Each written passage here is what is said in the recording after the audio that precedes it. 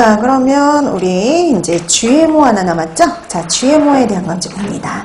자, GMO 그러면 유전자 변형을 의미를 하는데요. 여러분들이 GMO라는 게 뭘 의미하는지 이 정도 파악해 두시면 되는데, 우선 GMO는 유용한 유전자를 취해가지고요. 그 유전자가 없는 생물체에 삽입해서 하는 유전자 재조합 기술 등을 다 이용해서 그 목적에 맞게 만든 생물체를 우리가 GMO, 유전자 변형이라고 얘기를 합니다. 그래서 이 GMO 같은 경우 유전자 변형 미생물도 있고 동물도 있고 농산물도 있는데요. 이런 GMO를 만드는 방법이 있어요.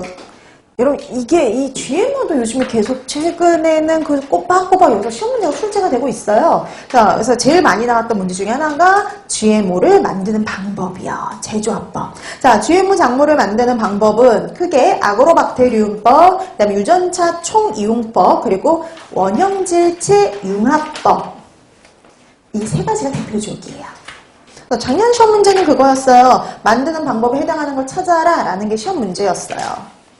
자, 그래서 아그로박테리움법 나와있죠. 무슨 아그로박테리움법 같은 경우에는 식물의 근두암종병을 일으키는 토양세균이 있는데 이걸 가지고 얘가 갖고 있는 플라스미드의 유전자에 구성하고 있는 유전자 중에서 식물의 종양을 일으키는 그 유전자를 제거하고요. 우리가 거기다 유용한 유전자를 집어넣는 거예요. 대신 유용한 유전자를 집어넣어서 아그로박테리움을 넣어가지고요. 유형을 연결시켜가지고 아그로박테리움에 넣은 후에 이 아그로박테리움을 식물세포에 접촉을 시켜가지고 유용한 그 유전자를 갖도록 하는 방법이라고 보시면 돼요. 유전자 총이용법은 총처럼 주입하는 방법이에요. 그래서 이거는 금이나 텅스텐 같은 금속 밀입자에다가요. 유용한 유전자를 넣은 다음에 총 같은 걸 이용을 해서 투입하는 방법 이렇게 생각하시면 됩니다.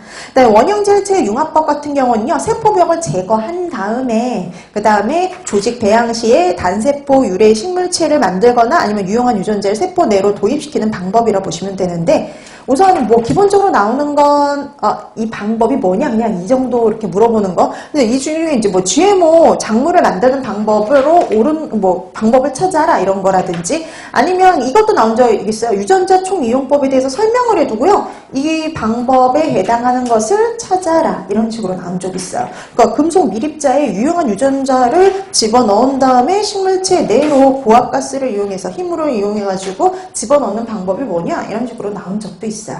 그래서 대표적인 거 여기 세 가지 아그로박테리움법, 유전자 총이용법, 그 다음에 원형질체 융합법이 있다 이렇게 기억을 해두시면 돼요. 자, 그럼 이제 이런 유전자 변형 식품을 우리가 아무거나 도입해서 사용할 수 있는 게 아니라요. 우선 안전성 평가를 거친 다음에 허가된 것들만 사용을 하거든요. 근데 이때 안전성 평가의 항목이 되는 것들 보세요. 신규성.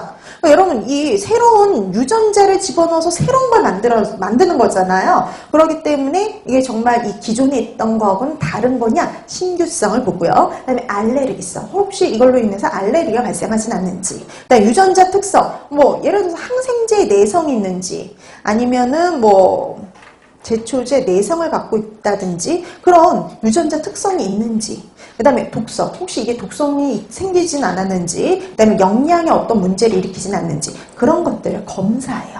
그래서 이런 안전성 평가를 통해서 허가된 것들만 이용을 하고 있는데 이거 관련해서 보시면 유전자 변형 농산물은 정말 다양하게 개발이 되어 있지만 그 중에 최초로 개발된 걸 기억해 두는데요.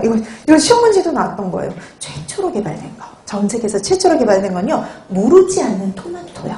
그러니까 여러분 토마토 이렇게 보관하다 보면 금방 물러버리죠. 근데 이 무르지 않는 토마토가 최초로 개발된 사례예요. 근데 이것도 있어요. 우리나라에서 최초로 승인된 GMO. 우리나라에서 최초로 승인된 건 뭐냐면요. 제초제 내성을 가진 콩이 가장 먼저 최초로 승인이 되고 허가되었어요. 그래서 제초제 내성을 가진 콩이 우리나라에서 최초로 승인된 거다라고 보시면 되겠고요.